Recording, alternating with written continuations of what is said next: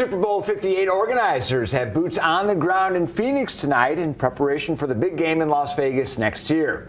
Fox 5's Drew Andre is live outside Allegiant with what organizers can learn from this year's Super Bowl. Drew?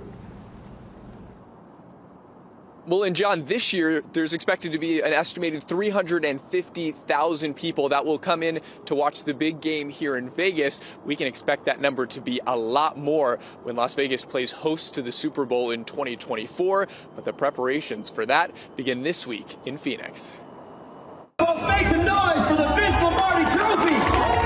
The winning team will lift the Lombardi Trophy Super Bowl Sunday. And then the work begins. For Las Vegas to take the reins for Super Bowl 58. Chief Operating Officer Brian Yost and his team at the LVCVA are on the ground in Phoenix, following along with the Arizona Super Bowl host committee. It began Monday, checking out the media efforts underway at the kickoff party. What they're doing to differentiate the game for their destination so that we can pick up some points and bring those back to Las Vegas as we produce it next year. That means learning about how to utilize volunteers and watching how Phoenix is planning events that are taking place daily ahead of Sunday's big game and taking meetings with the NFL. The league has a pretty extensive program for future host cities that gives us a glimpse behind the scenes into the production components of all of the elements of the week. Meanwhile, here in Vegas, the Visitors Authority is expecting over 90% of hotel rooms to be filled this weekend. Fans come for the gambling,